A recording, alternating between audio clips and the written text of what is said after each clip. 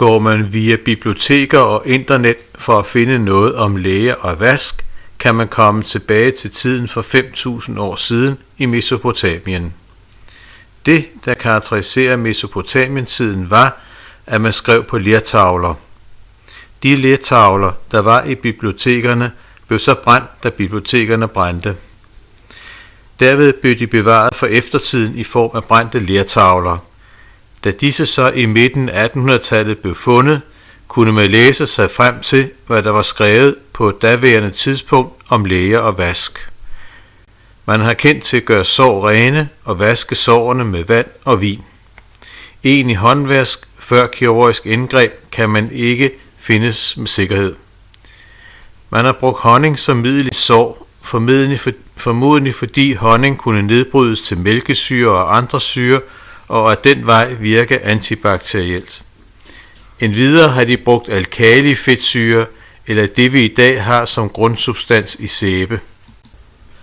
Ser vi på de samtidige Egypter, skrives der meget om de forskellige typer af indgreb, man kunne udføre, men der er ikke skrevet noget i hverken Ebers papyrus eller Edwin Smiths papyrus om egentlig håndvask. Det er de eneste papyrus, der omhandler sundhed, vi har tilgængelige i dag. Egypterne skrev på papyrus, som er forgængeligt, og man mener, at 700.000 papyrusruller brændte med Alexandria-bibliotekets brand ved romernes erobring af byen ca. 50 år før Kristus. Derved gik megen viden tabt, og måske også om, hvordan egypterne håndterede håndhygiejne. Vi kommer nu frem til Ptolemæertiden ved templet Kom-Ombos bygning, det vil sige omkring tiden 100 år før Kristus fødsel til 100 år efter. Ptolemæerne var de grækere, der efterfulgte Alexander den Store styre i Egypten. I Kom-Ombo-templet finder vi en frise, hvor der er et vaskefad og en svamp. Det viser, at de på dette tidspunkt må have kendt til at vaske. Flere af instrumenterne på frisen er lige dem, vi ser på sygehuse i dagens hospitaler. Og så var der fingrene, eller var det kun patienterne, der blev vasket? Det er uklart. Det næste spring frem i tiden bliver til romertiden med Soranus, der levede ca. 100 år efter Kristus. Soranus var gynækolog og obstetriker i Rom, eller på dansk fødselslæge. Han skrev bøger for jordmødrene om, hvordan de skulle vaske fingrene og sørge for at holde disse rene, inden man foretog livmorundersøgelser ved fødsler. Selve Soranus' værk er afskrevet nogle 100 år efter hans død, og et af disse afskrifter findes i dag på Det Kongelige Bibliotek. Det er et meget omfattende værk, og Soranus har været en meget omhyggelig mand i sin tid. Der er en del billeder i bogen af, hvordan man forestillede sig forholdene i den gravide livmor på det tidspunkt. Katolicismen begyndte nu at få fast tag i Europas befolkning og meningsdannere. Katolikkerne forbød opskæring af døde for at finde ud af, hvorfor de var døde. Det betød, at man lærte mindre, men heller ikke fik forurenede fingre. Cirka år 1200 starter Salerno-skolen. Salerno er en by lidt syd for Napoli. I skolens bøger nævnes, at hænder skal være rene hos kirurgerne. Malteserorden eller Johanniterridderne kogte deres kirurgiske instrumenter.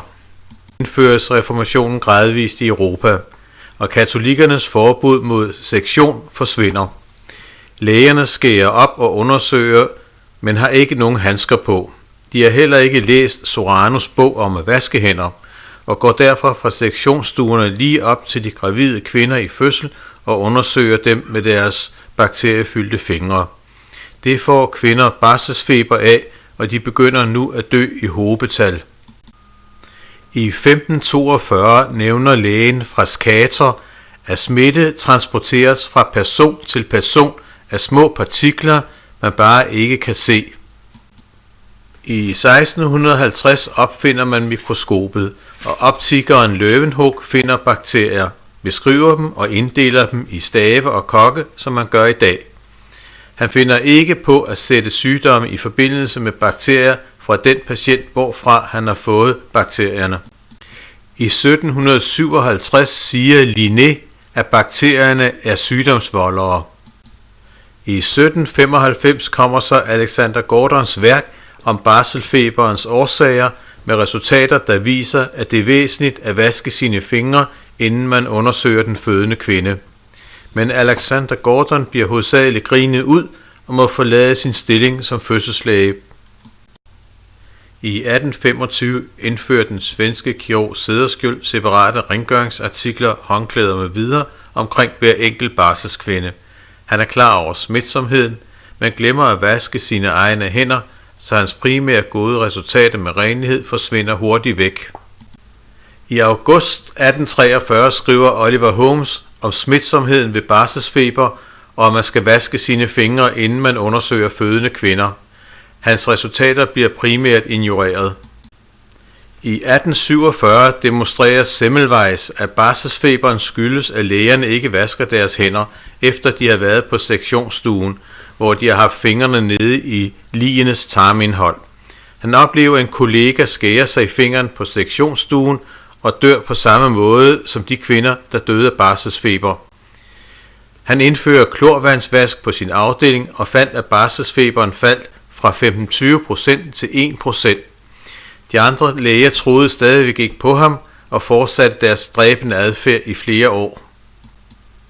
I 1855 gengiver Oliver Holmes sin artikel om barselsfeberens smitsomme årsag, og nu begynder det at gå hurtigere med at forstå det. I 1867 omtaler Lister sin karbolspray, som dræber alle bakterier på operationsstuerne. I Danmark var vi længe bagud, men i 1876 indfører professor Stadfeldt krav om at vaske hænder inden undersøgelse af fødende kvinders livmor. Herved falder dødeligheden fra 180 til 6 per år på Fødselsstiftelsen i København, det nuværende Rigshospital. Læger skulle fremover vaske fingrene, inden de foretog kirurgiske indgreb.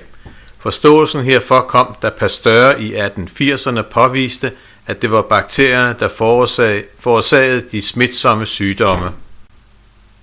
I 1890 indførte Halsted gummihandsken, og i 1897 indfører Mikulis Radecki ansigtsmasken, og dermed var den sterilitet, vi kender op til tiden i dag, indført i lægeverdenen.